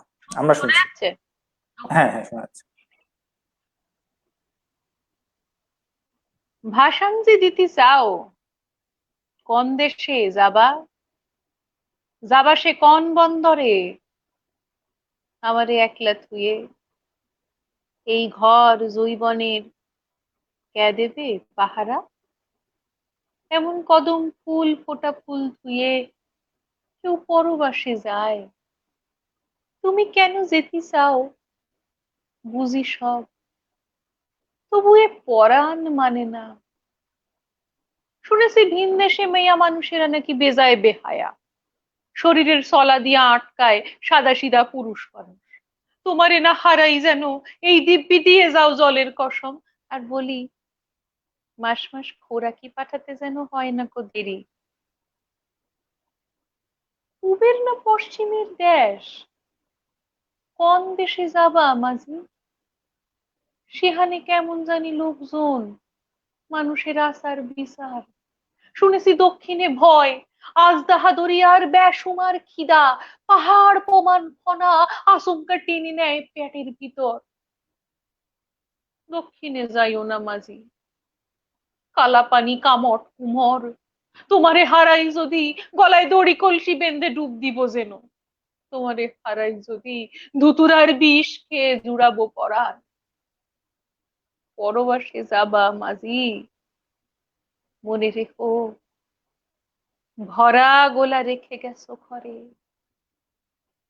সমস্ত শরীর দেহে মাঝি বউ দিন গনে ফেরে না ভাতার, গলায় কলসি বান্ধা হয় না কো তার, ক্ষুধার আগুনে পড়ে অতঃপর ঘর দোর সোনার গতর, আর পড়ে তার ভরা জৈবনের করি, মাঝি বউ দিন বনে তবু দিন বনে। অনেক অনেক জনপ্রিয় একটি কবিতা। রুদ্র মোহাম্মদ শহীদুল্লাহ আমাদের অকাল প্রয়াত কবি, তাকে আমরা শ্রদ্ধার সাথে স্মরণ করছি। এই কবির এই কবিতাগুলো বহুল পঠিত, কবির মানুষের মানচিত্র যে কবিতা সিরিজ লিখেছেন সেগুলো সহ আমরা হ্যাঁ, রুদ্র মোহাম্মদ শহীদুল্লাহর প্রতি শ্রদ্ধা জানাচ্ছি। বাসির দুলাল, দুলাল ভাই ব্রাহ্মণবাড়িয়া থেকে। দুলাল ভাই দেখছেন, দুলাল ভাই লিখেছেন, ভালোবাসা মুজাহিদ প্রিয় ভাই, দিদিকে শুভেচ্ছা। দুলাল ভাই ধন্যবাদ, আপনি দেখছেন। আমার আরেক ভাই দুলাল, খুব হ্যাঁ, ভাল লাগছে তোমার বলছো। হ্যাঁ, সুস্থ থেকো দুলাল ভাই দেখছেন। আমাদের আরেকজন প্রিয় মানুষ, আমাদের বাংলাদেশ টেলিভিশনের সিনিয়র সংবাদ পাঠক দেওয়ান সাইদুল হাসান, আমাদের একজন তাও প্রিয় মানুষ আমাদের। শুনছি অনেকক্ষণ, ভালো লাগছে, ভালো লাগছে কবিতা নিয়ে আলাপচারিতাও। শুভেচ্ছা অভিনন্দন প্রিয় দুজনকে, অনেক অনেক ধন্যবাদ সাইদুল ভাই আপনাকে, আপনি শুনছেন। আহ যারা অনেকক্ষণ ধরে, এতক্ষণ ধরে আমাদের সাথে আছেন, সবাইকে কৃতজ্ঞতা। দিদি, একটু অন্যরকম প্রশ্ন করতে চাই, তার আগে আমি একটু জানিয়ে রাখছি যারা শুনছেন, তারুণ্যের উচ্ছ্বাস বাচিক শিল্প চর্চা কেন্দ্র এই করোনার এই ক্রান্তিকালে কর্মহীন হয়ে অসহায় মানুষের যে সংকটে পড়েছে, সেই সংকটাপন্ন সময়ে সেই পরিবারগুলোর পাশে দাঁড়াচ্ছে খাদ্য সামগ্রী উপহার নিয়ে। ইতিমধ্যে প্রথম পর্যায়ে আমরা প্রায় 100টি 150টি পরিবারকে আমরা খাদ্য সামগ্রী উপহার দিয়েছি, এবং আরো কিছু পরিবারকে আমরা এই সহযোগিতা করতে চাই, কারণ এই লকডাউন কর্মহীন সময় অনেক দিন দিন বাড়ছে। আমরা আপনাদের সহযোগিতা চাই, আপনারা যাদের পক্ষেই সম্ভব, আপনারা অনুগ্রহ করে আমাদের সাথে এই স্ক্রিনে দেখানো যে বিকাশ অথবা নগদের মাধ্যমে সহযোগিতা করবেন, এবং আমরা সেই সহযোগিতাগুলো আমাদের সহযোগিতা সহ একসাথে আমরা তাদের কাছে পৌঁছে দেব আমাদের সামাজিক, সাংগঠনিক, মানবিক দায়বদ্ধতা থেকে। দিদি, আরেকটি কমেন্টস করছি। ওঙ্কার ব্যানার্জি লিখেছেন আবেগ ঘন, বাংলার মাটির গন্ধ পেলাম, অনেক অনেক ধন্যবাদ। অমিত হালদার লিখেছেন খুব সুন্দর। আহ সৌরভ লিখেছেন কলকাতা থেকে আছি, ধন্যবাদ। অঞ্চল চৌধুরী মুজাহিদ, ভালো লাগলো, অনেক অনেক কৃতজ্ঞতা। অঞ্চল দা আমাদের অভিভাবক, আমাদের এই শহরের আবৃত্তি চর্চার অভিভাবক, আমাদের আবৃত্তি জোটের তিনি সভাপতি। দাদাকে কৃতজ্ঞতা, দাদা শুনছেন, এই এত রাত অব্দি শুনছেন, আমাদেরকে অনেক অনেক কৃতজ্ঞতা। দিদি, কবিতা শুনবো, তার আগে একটু বলতে চাই, এই বলো। কথাটি অনেকবারই অনেক জায়গায় এসেছে, সেটা হচ্ছে এখনকার তরুণরা কি একটু অসহিষ্ণু শিল্প চর্চায়, খুব দ্রুত আসছে, দ্রুত চলে যাচ্ছে, বা খুব উচ্চাকাঙ্ক্ষা নিয়ে আসছে, এরকম অনেকেই বলছে। আমরা শুনছি যে খুবই অসহিষ্ণু। এই শ্রম, যে শ্রম দেওয়ার যে বিষয়টি, যে যে কোনো শিল্পই তো একটি একেবারে ধ্যান মগ্ন হয়ে নিরবিচ্ছিন্ন চর্চার বিষয়, কিন্তু অনেকেই অনেকেই যুক্ত হচ্ছেন, অনেক তরুণরা এই শিল্পের সাথে যুক্ত হচ্ছেন, যেটা একটা সময় হতো না, এখন কিন্তু অনেকজন যুক্ত হচ্ছেন আমাদের সাংগঠনিক। বাংলাদেশে, ভারতে প্রচুর তরুণ তরুণীরা যুক্ত হচ্ছে, কিন্তু তারা একটা সময় ঝরে যাচ্ছে, আবার অনেকে বলছে যে না, তারা অনেক আশা নিয়ে আসছে, অনেক হাই অ্যাম্বিশন নিয়ে আসছে, এবং খুব অসহিষ্ণু তারা। আসলেই কি তাই, নাকি অন্য কোনো দায় রয়েছে? মানে কেন আসলে তরুণরা এসে ঝরে যাচ্ছে, বা একটা লং টাইম থাকছে না এই শিল্পের সাথে? যেমন গান, একটা গানের চর্চা যেরকম অনেকে আসছে, থাকছে, চর্চা করছে, আবৃত্তি চর্চার সাথে বিভিন্ন স্কুল, আবৃত্তি যে স্কুলগুলো রয়েছে সেখানে অনেকে যুক্ত হচ্ছে, আবৃত্তি সংগঠনগুলোর সাথে অনেকে যুক্ত হচ্ছে, যারা পার্সোনালি আবৃত্তি শেখাচ্ছেন তাদের সাথে যুক্ত হচ্ছে। এতজন কি একসাথে আসলে আছে? দেখ, এটা খুব জরুরি একটা প্রশ্ন। আমি এটা দুটো পার্সপেক্টিভ থেকে উত্তর দেব। প্রথম কথা যেটা, সেটা হচ্ছে যে তোর প্রথম প্রশ্ন যেটা ছিল সেটা হচ্ছে যে এই সময়ে তরুণরা কি একটু অসহিষ্ণু বা তারা কি একটু এসে পরেই একটা খ্যাতি, জায়গা, অ্যাকনলেজমেন্ট, স্টেজ লাইট এগুলো চায়? আমাকে যদি ব্যক্তিগতভাবে জিজ্ঞেস করিস, উত্তরটা হ্যাঁ, চায়। এবং এটা কি একটা শিল্পের সামগ্রিক স্বাস্থ্যের পক্ষে ভালো? উত্তরটা না, অবশ্যই খারাপ। কিন্তু যেটুকু আমি বলতে পারি সেটা হচ্ছে যে এটা শুধুমাত্র বাচিক শিল্পের সমস্যা নয়, এই সমস্যাটা সবকটা আর্ট ফর্মের সঙ্গেই যুক্ত। যে সমস্ত ছেলেমেয়েরা আসছে চর্চা করতে, সেটা গান হোক, থিয়েটার হোক, সিরিয়াল হোক, কবিতা বলা হোক, কবিতা লেখা হোক, ছবি আঁকা হোক, যা খুশি করা হোক, এসে পরেই একটা কেউকেটা হয়ে যাওয়ার চেষ্টা। সেটা 2 বছর যেতে না যেতে আমি কবিপক্ষে অন্তত 15টা অনুষ্ঠান করি, এইটা বলার একটা টিকিট তাদের লাগবে। যেখানে আমাদের কবিতা বলতে কবিপক্ষে 5টা অনুষ্ঠান জোগাড় করতে হয়তো 15 বছর দিতে হয়েছে। এই সময়টা এরা দেবে বলে আমার মনে হয় না। এবং মনে হয় নাটা খুব নিশ্চিত ভাবেই বলছি। তার একটা বড় কারণ হচ্ছে, তুই জানিস যে আমি পেশাগতভাবে আমি একজন অধ্যাপক। হুম, একটা ইঞ্জিনিয়ারিং কলেজে আমি গত 8 বছর অধ্যাপনা করছি। সুতরাং এই যে এজ গ্রুপটা, এদেরকে আমি খুব কাছ থেকে দেখার সুযোগ পেয়েছি গত 8 বছর। এক্ষেত্রে কিন্তু সমস্যাটা সামগ্রিক, এবং শুধুমাত্র এটা তরুণদের দোষ দিয়ে লাভ নেই। আমার মনে হয় এটা সারা পৃথিবীর সমস্যা এবং প্রত্যেকটা প্রজন্মের সমস্যা। আজকে যদি কোনো মধ্যবয়স্ক মানুষও শিল্পচর্চার সঙ্গে যুক্ত হন, আজকে তারও কিন্তু খুব অল্প সময়ে একটা খ্যাতির মোহ থাকে। থাকে। তরুণদের মধ্যে সমস্যাটা বেশি, তার কারণ বেশ, তাদের বয়স কম, উত্তেজনা বেশি, উদ্দীপনা বেশি, ধৈর্য কম, এবং একটু বেশি তাড়াতাড়ি ফেমাস হয়ে গেলে অনেক কিছু জীবনে আগামী দিনে পেতে হবে, এই অ্যাসপিরেশনটা বেশি। There is nothing wrong in it. একজন তরুণের মধ্যে এই অ্যাসপিরেশনটা থাকবে, এই উত্তেজনাটা থাকবে বলেই না সে তরুণ। তার তো চোখে অনেক স্বপ্ন থাকবে। সে অনেকটা স্বপ্ন থাকলে তার খানিকটা গিয়ে বাস্তবায়িত হবে, তার মধ্যে আমি কোনো দোষ দেখি না। তবে হ্যাঁ, সমস্যাটা সময়টার, সমস্যাটা পৃথিবীর। আমরা ইংরেজিতে একটা কথা খুব বলি, it's a disease of called FOMO, fear of missing out, হারিয়ে যাওয়ার ভয়। এই হারিয়ে যাওয়া ভয়ের শিকার কিন্তু 5 থেকে 50 সকলে মোজাইক, সেখানে কিন্তু শুধু হ্যাঁ, এটা তরুণদের ঠিক। দোষ দিয়ে লাভ নেই। এটা এটা এই সময়টাই আসলে একটু অসহিষ্ণু, যে কারণে সবাই সেই এটা কিন্তু এবং যদি যদি এটা সময়ের সমস্যা হয়, তাহলে তো তুই আমিও পড়ি, তাহলে তো আমাদের পূর্ববর্তী প্রজন্ম যারা তারাও পড়েন, তাহলে সেক্ষেত্রে আমি শুধু তরুণদের দোষ দেবই বা কেন? হুম, হুম, হুম, একদম একদম। তাকে আমরা অসহিষ্ণু না আমি বা তাকে দিতে পেরেছি, হুম, তাই না? সেজুতি দে লিখেছেন, দিদি অনেকদিন পর দেখছি, খুব ভালো লাগছে। সেজুতি দে লিখেছেন। দুলাল ভাই, আমাদের বাসির দুলাল আবার লিখেছেন যে কবিতায় কথায় চলছে করোনায় মানবিকতা, সংস্কৃতি কর্মীরাও মাঠে রয়েছে, আয় বঞ্চিত মানুষের পাশে, কবিতার জয় হোক, আপন মানুষদের দেখে বেশ ভালো লাগছে। আপনাকেও ভালো লাগছে যে দুলাল ভাই আমাদেরকে শুনছেন। সুভাষ চক্রবর্তী, আমাদের আবৃত্তি সংগঠক, লিখেছেন শেষ দিকে দেখলাম, তারপরও খুব ভালো লাগছে, দাদা ধন্যবাদ। আম, ওঙ্কার ব্যানার্জি লিখছেন, আমি এই বাংলায় আবৃত্তি চর্চা করি, তাই কবিতা আবৃত্তি খুব ভালো লাগে, অর্থাৎ দিদি কলকাতা থেকে উনি বলছেন। আমাদের শাশ্বতী দি আমাদের আবৃত্তি শিল্পী, আমাদের সুমন্ত্রদার বোন, আবৃত্তি শিল্পী শাশ্বতী দি, তিনি শুনছেন। আহ দুইজন প্রিয় মানুষ ও শিল্পী, দিদি অনেক অনেক ধন্যবাদ।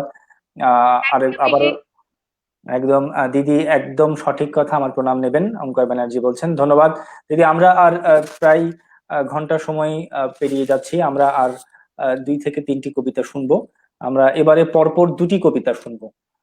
কোন কোন কবিতা আমরা শুনবো? মোজাইক, কথা শুনতে পাচ্ছি না। আমার কথা কি শোনা যাচ্ছে না দিদি? কথা শোনা যাচ্ছে? আরেকবার বল। আমার কথা শোনা যাচ্ছে? হ্যাঁ বল, এবার শোনা যাচ্ছে, হ্যাঁ, বল। আমরা একেবারে আমরা এবারে পরপর, হ্যাঁ আমরা এবারে পরপর 2টো কবিতা শুনতে চাই, এবং এরপরে একটু কথা বলা, তারপর আমরা শেষ কবিতা দিয়ে আজকের আয়োজন শেষ করব। আমরা কোন 2টি কবিতা শুনবো এখন? আচ্ছা, তোদের কোনো পছন্দ আছে না আমি আমার পছন্দ মতো না, বলবো? আমরা আমরা আহ, ক- ক- যারা শুনছেন তাদেরকে জানাতে চাই, আপনারা কমেন্টসে জানাতে পারেন যদি আপনাদের কোনো অনুরোধ থাকে, আসলে আমরা শুরুতে এটা আচ্ছা বলে ঠিক দিইনি। আছে। আচ্ছা, আমরা আমরা ঠিক আছে, আমি একটা বীরেন্দ্র চট্টোপাধ্যায়ের কবিতা বলি, খুব ছোট্ট কবিতা। হুম, আমরা 2টো কবিতা খুব শুনবো পরপর, খুব পরপর দুটি প্রাসঙ্গিক। পরপর পরপর দুইটি কবিতা হ্যাঁ, শুনবো আমরা। একটা বীরেন্দ্র চট্টোপাধ্যায় বলি, একটা বীরেন্দ্র চট্টোপাধ্যায় বলি।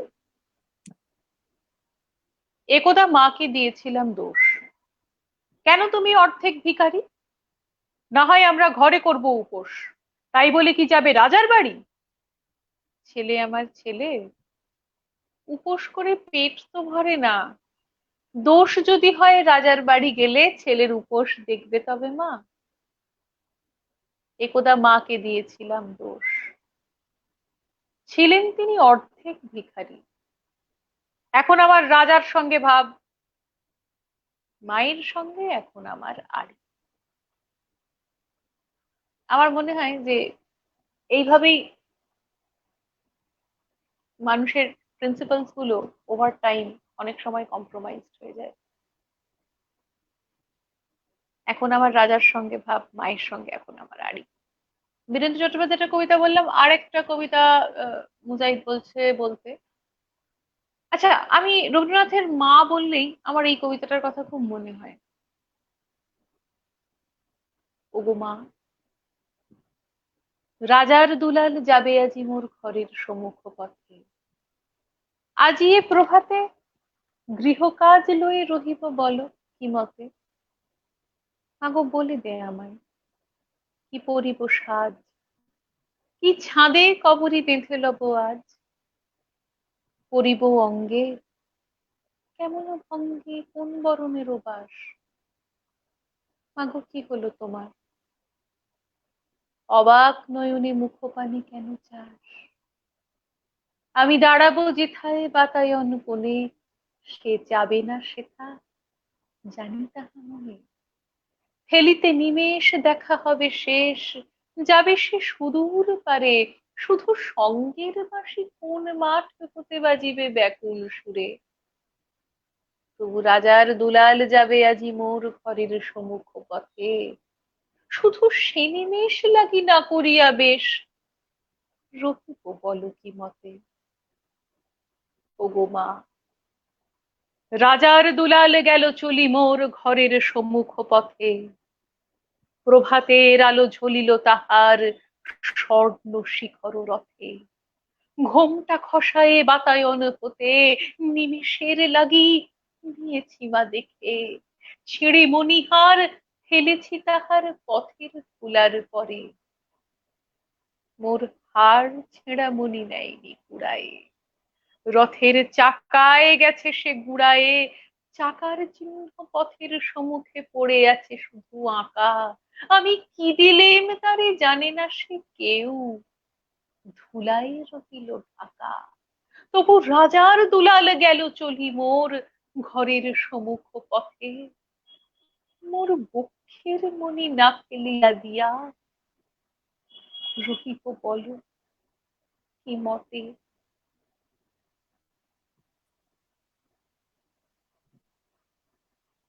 চমৎকার দিদি। আমরা দু একটি কমেন্টস একটু বলছি। নমস্কার দিদি, প্রথমবার শুনছি আপনাকে, অনেক ভালো লাগছে। একজন অনুরোধ করেছেন জয় গোস্বামীর মালতীবালা বালিকা বিদ্যালয় কবিতাটি শোনানোর জন্য, বেণী মাধব। দিদি, আমরা এই কবিতাটি কি আমরা কি বেণী মাধব শুনতে পারবো দিদি? বেনিমা তো বলার চেষ্টা করতে পারি, যদিও গত 10 বছর কবিতাটা আমি বলি না, মানে বেণী মাধব, বলিনি আর কি, চেষ্টা করতে পারি একবার। কিন্তু ধন্যবাদ। আমরা কতক্ষণ যাবো সেটা বল, আমরা আমরা কতক্ষণ যাবো সেটা। আমরা দুটো কবিতা নিব, আমরা প্রায় 1 ঘন্টা সময় আছি, আর দুটো কবিতা আমরা নিব। আচ্ছা, ভাগ্যদা বলেছেন করোনা কেটে গেলে চট্টগ্রামে আবার আসার নিমন্ত্রণ রইল চন্দ্রিমাদি।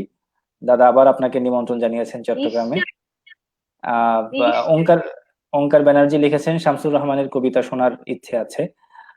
ধন্যবাদ। আমরা প্রায় শেষ পর্যায়ে। এর মাঝে আরেকটি কমেন্টস এসছে, সেটি হচ্ছে আহ একটি গুরুত্বপূর্ণ কমেন্টস।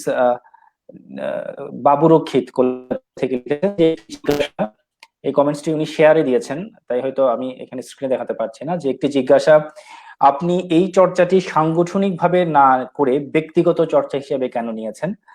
আহ সাংগঠনিক চর্চায় থাকলে আরো বেশি কবিতার প্রতি প্রতিশ্রুতিশীল হওয়ার সম্ভব ছিল কিনা, অর্থাৎ কেন সাংগঠনিক চর্চা হিসেবে না নিয়ে এটাকে ব্যক্তিগত চর্চা হিসেবে নিয়েছেন, উনি এটা জানতে চাইছিলেন আর কি।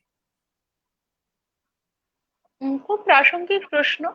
এবং সাংগঠনিক চর্চা করার জন্য এটা আমার মনে হয় যে একটা অন্যরকমের স্কিল লাগে, যেটা খুব জরুরি একটা বিষয়। কারণ সংগঠনকে নিয়ে এগোনো মানে আরো অনেকগুলি মানুষকে সঙ্গে নিয়ে এগোনো, তাদের দায়বদ্ধতা নিয়ে এগোনো। যেহেতু আমি, যেটা মুজাহিদ বারবার করেই বলছিল, যে আমি মূলত আসানসোলের মেয়ে, এবং কলকাতায় গিয়ে কাজকর্ম শুরু করাটা মূলত এক সময় লেখাপড়া করা। আমি যাদবপুর বিশ্ববিদ্যালয়ে পড়াশোনা করেছি ইঞ্জিনিয়ারিং বিভাগে। তার পরবর্তীকালে চাকরি এবং অধ্যাপনার সূত্রে আমার কলকাতায় বাস। এবং সেই সঙ্গে সঙ্গে আপনারা সকলে জানেন যে কবিতায় কথালাপ আমার একটা ইন্ডিপেন্ডেন্ট ফর্ম অফ আর্ট, যেখানে ইন্ডিয়ান ক্লাসিক্যাল মিউজিক এবং আরো অনেক রকমের ফর্ম অফ আর্ট নিয়ে আমরা একটা কোলাবোরেটিভ কাজ করি। সুতরাং সেক্ষেত্রে আমার উপস্থাপনাটা যে শুধু আমার একক আবৃত্তি, ব্যাপারটা এরকম নয়। আমার সঙ্গে আরো অনেক মানুষেরা রয়েছেন, বিভিন্ন ফর্মের আর্টিস্টরা রয়েছেন। ওয়ার্ল্ড ওয়াইড কোলাবোরেশনে আমাদের কাজ হয়। আমাদের সৌভাগ্য হয়েছে সেরকম কিছু মার্শাল আর্ট আমেরিকান ডান্সার্সদের সঙ্গেও কোলাবোরেশনে কবিতার কথালাপ কাজ করেছে। সুতরাং সেক্ষেত্রে একটা সাংগঠনিক প্রক্রিয়ার মধ্যে আমার নিজের কাজের কারণেই আমাকে থাকতে হয়। এবং স্বাভাবিকভাবে যেহেতু আমাদের সকলেরই 24 ঘন্টায় দিন, এবং মানুষটা একটা, সঙ্গে একটা ফুল টাইম চাকরি, অধ্যাপনা, এবং বাদ বাকি সমস্ত দায়বদ্ধতা ঠিকঠাক করার পরে আর অনেককে শেখানোর যে একটা দায়িত্ব নেওয়া হয়তো আমার উচিত ছিল, সেটা আমার ক্ষমতায় কুলোয়নি।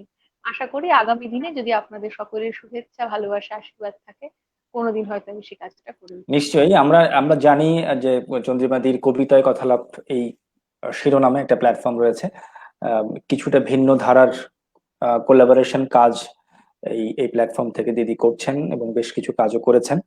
আহ, দিদি, আমরা একেবারেই শেষ পর্যায়ে চলে এসেছি। আমরা এবারে আর দুটি কবিতা শুনতে পারবো। আমরা কি জয় গোস্বামীর মালতীবালা কবিতাটা দিয়ে শেষ করব, নাকি আমরা শেষ করব কোন কবিতাটা দিয়ে?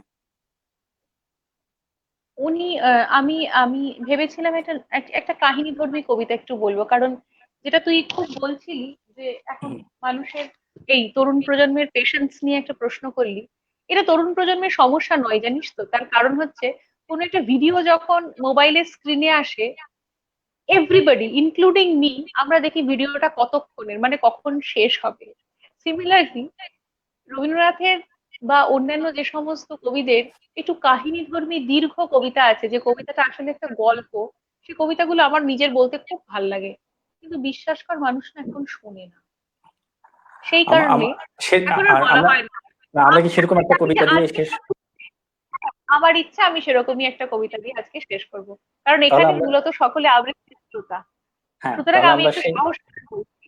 একদম একদম, তাহলে আমরা শেষ করব আমাদের চন্দ্রিমাদির রবীন্দ্রনাথ ঠাকুর দিয়ে শুরু করেছিলেন, আবার শেষটাও আমরা রবীন্দ্রনাথ দিয়েই করব। আপনারা যারা শুনছেন অনেকক্ষণ ধরে, তাদের প্রতি অনেক অনেক কৃতজ্ঞতা। প্রায় 1 ঘন্টারও বেশি সময় আপনারা এই এত রাত অবধি আমাদের সাথে এই পুরো আয়োজনটিতে শুনছেন, আপনাদের সবার প্রতি কৃতজ্ঞতা। আমরা শেষ করব চন্দ্রিমা রায়ের কণ্ঠে রবীন্দ্রনাথের আরেকটি পাঠ বা কবিতা দিয়ে। দিদি। গাহিছে কাশীনাথ নবীন যুবা, ধমিতে সভা গৃহ ঢাকি। কণ্ঠে খেলিতেছে সাতটি সুর, সাতটি যেন পোষা পাখি। শানিত তরবারি গলাটি যেন নাচিয়া ফিরে 10 দিকে। কখন কোথা যায় না পাই দিশা, বিজলি হেন ঝিকিমিকে। আপনি গড়ি তোলে বিপদ জাল, আপনি কাটি দেয় তাহা। সভার লোক শুনে অবাক, মানে সঘনে বলে বাহা বাহা। কেবল বুড়া রাজা প্রতাপ রায় কাঠের মতো বসিয়াছে। বড়জোর ছাড়া কাহারও গান ভালো না লাগে তার কাছে। বালক বেলা হতে তাহারি গীতে দিল সে এতকাল জাপি।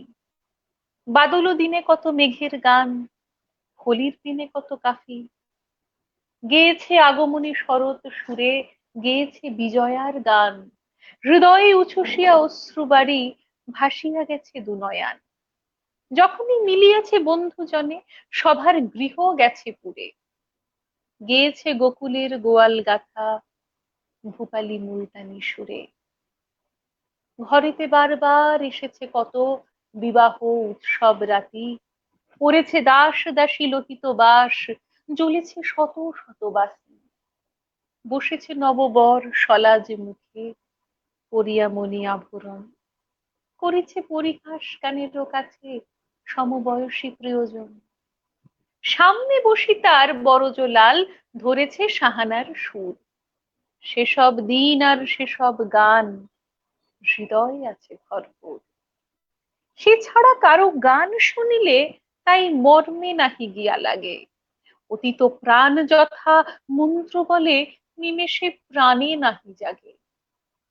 প্রতাপ রায় তাই দেখিছে শুধু কাশীর বৃথা মাথা নাড়া, সুরের পরে সুর ফিরিয়া যায়, হৃদয়ে নাহি পায় সাড়া। থামিল গান যবে, ক্ষণেকতরে বিরাম মাগে কাশীনাথ।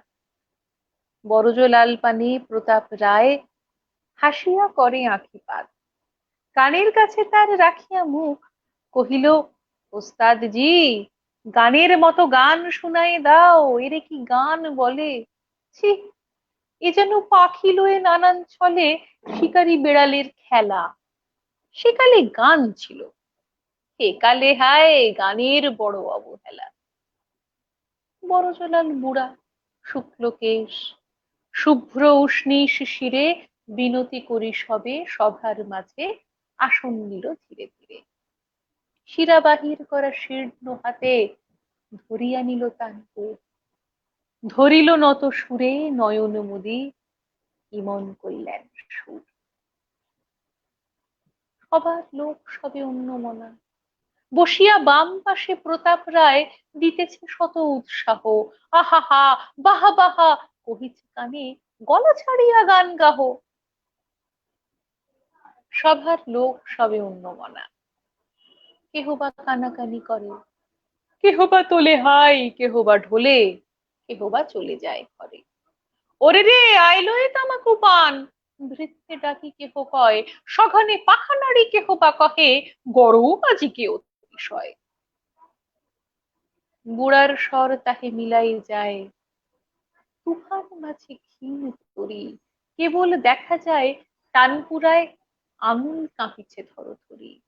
হৃদয়ে যেথা হতে গানের সুর উচ্ছ্বসে উঠে নিজ সুখে, হেলার কলরব শিলার মতো চাপে সে উৎসের মুখে। কোথায় গান আর কোথায় সুর, দুদিকে ধায় দুই জনে, তবুও রাখিবারে প্রভুর মান, বরজ গায়ে প্রাণপণে। বরজ করজোরে কহিল, প্রভু, মোদের সভা হলো ভঙ্গ, এখন আসিয়াছে নূতন লোক, ধরায় নব নব রঙ্গ। জগতে আমাদের বিজন সভা, কেবল তুমি আর আমি, হেথায় ডাকিও না নূতন শ্রোতা, মিনতি তব পদে স্বামী। একাকী গায়কের নহে তো গান, মিলিতে হবে দুই জনে, গাহিবে একজন খুলিয়া গলা, আর একজন গাবে মনে। তটের বুকে লাগে জলের ঢেউ, তবে সে কলতান উঠে, বাতাসে বনসভা শিহরি কাঁপে, তবে সে মর্মর ফুটে। জগতে যেথা যত আছে ধ্বনি, যুগলে মিলিয়াছে আগে, যেখানে প্রাণ নাই, বোবার সভা, সেখানে গান নাহি বাজে।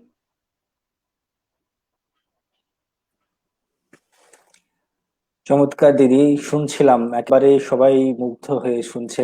অনেকজন এখনো ভাগ্যতুন বড়ুয়া জানিয়েছেন, সবাইকে ধন্যবাদ ও কৃতজ্ঞতা। তাপসদা একটি অনুরোধ করেছেন, আমার একটু আবৃত্তি নিশ্চয়ই শোনাবো আরেকদিন। আর সুভাষ চক্রবর্তী বলেছেন সাবলীল উপস্থাপনা, অসাধারণ আবৃত্তির জন্য অনেক অনেক ধন্যবাদ জানিয়েছেন। ধন্যবাদ দিলীপ দা জানিয়েছেন, অনেক ধন্যবাদ দিদিকে। দিদি অনেক অনেক কৃতজ্ঞতা। তারুণ্যের উচ্ছ্বাসে ডাকে কখনো চন্দ্রিমা দি সাড়া দেয়নি, এমন কখনো হয়নি। এবং কখনো আহ শত বাধা থাকলেও কখনো সেটি হবেও কাটিয়ে, না, শত বাধা কখনো কাটিয়ে, হবেও না। শত বাধা কাটিয়ে হলেও দিদি সবসময় আমাদের সাথে যুক্ত হন। আমরা এই আয়োজনটি, এই ক্রান্তি লগ্নে আমরা কেন করেছি, আমি গতকালকে একটি বলেছি যে আমরা ভেতরে ভেতরে যাতে আহ যে ভেতরের যে সঞ্জীবনী শক্তি, সেই শক্তিটাকে শান দেওয়ার জন্য আমাদের এই আয়োজনগুলো। আমরা যাতে ভেতরে ভেতরে নিজেদের মধ্যে যাতে মরে না যাই এই আতঙ্কে, আমরা যাতে এই আতঙ্ককে কাটিয়ে উঠি মনের শক্তি দিয়ে, এই শক্তিটাকে আহ এই শোকটাকে ভুলে থাকতেই, কবিতাকে শক্তি করতেই আমরা এই আয়োজনগুলো করেছি। অনেক অনেক ধন্যবাদ। আহ এর মধ্যে লিখেছেন ঢাকা থেকে মুন কুইন অর্থাৎ পূর্ণি আপা, আমাদের আবৃত্তি শিল্পী লিখেছেন, ভীষণ ভালো লাগছে, সাথে আছি, শুনতে পাচ্ছি ঢাকা থেকে। অনেক অনেক ধন্যবাদ। দিদারুল আলম লিখেছেন নরেন আবৃত্তি একাডেমির পক্ষ থেকে অভিনন্দন। সুস্মিতা লিখেছেন অনেক অনেক ভালোবাসা দিদি, খুব ভালো থেকো দিদি, অনেক অনেক ধন্যবাদ। অনেক অনেক কৃতজ্ঞতা আমাদেরকে এতটা সময় দেওয়ার জন্য। আমি শেষ করছি, সবার উদ্দেশ্যে যদি শেষ কোনো কথা থাকে। ধন্যবাদ। আমরা আমরা সবাই এখন একটা যুদ্ধের মধ্যে রয়েছি। আমরা অনেক সৌভাগ্যবান যে অনেক কমফোর্টেবল একটা সিচুয়েশনের মধ্যে আমরা দিন কাটাচ্ছি। আমরা এখনো কবিতা নিয়ে কথা বলতে পারছি। পৃথিবীতে এমন অনেক মানুষ রয়েছেন যাদের কাছে বেঁচে থাকাটাই একটা লড়াই, যারা মাইলের পর মাইল পথ হাঁটছেন, রেল লাইনের ধারে ঘুমিয়ে পড়ছেন, ট্রেনে কাটা পড়ছেন। কোনো রকমের প্যাকেজ সেই ক্ষতি তাদের পরিবারের পক্ষে পূরণ করতে পারে না।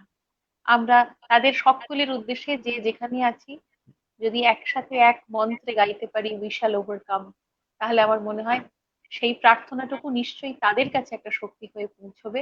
মহাবিশ্বে কোথাও তো যায়, কিছুই হারায় না কপু। আমাদের প্রার্থনাটা, আমাদের শক্তিটা তাদের কাছে পৌঁছক, তারা নিজেদের বাড়িতে ফিরে যাক, তারা নিজেদের দেশে ফিরে যাক। আমরা এইটুকু বলেই শেষ করব। আমরা সবাই নিজের নিজের মতো করে যদি একটু গাইতে পারি উই শ্যাল ওভারকাম। এই We তো shall overcome.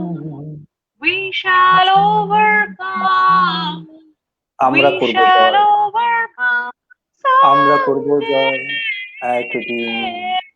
Oh, deep in my আহা heart, বুকের গভীরে I do believe আছে প্রত্যয়, we shall overcome someday.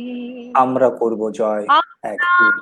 করব জয়, আমরা আমরা করব করব জয়, জয়, আমরা করব আমরা জয়, করব জয় নিশ্চয়। আমরা করব জয় নিশ্চয়। বুকের গভীরে বুকের গভীরে আছে প্রত্যয়, আছে প্রত্যয়, করব জয় নিশ্চয়। আমরা আমরা করব করব জয় নিশ্চয়। নিশ্চয়। মুজাহিদ, ভালো থাকিস, সুস্থ থাকিস শুভরাত্রি, তোরা। শুভরাত্রি। কারণ সবার জন্য আমার অনেক ভালোবাসা, এরা আমার পরিবার, আমার বড্ড আপন এরা। আমার একেবারে মুজাহিদ আমার ছোট ভাই বললেও কম বলা হয়। ও আমার অনেক এতটাই অনেক অনেক আপন, এতটাই প্রিয়। আমার খুব ভাল লাগছে যেরকম একটা আনন্দ আয়োজনের আমাকে ওরা অংশীদার করেছে। এবং এবং এই সকলকে যারা উইশেল, এবং এই উইশেল ওভারকাম ছড়িয়ে গেছে, ওরাও লিখছে সবাই উইশেল ওভারকাম সামডে। অবশ্যই আমরা আমরা করবই জয়। সবাইকে ধন্যবাদ, শুভরাত্রি, আমরা সবাই ভালো থাকবেন। সবাই ভালো থাকে।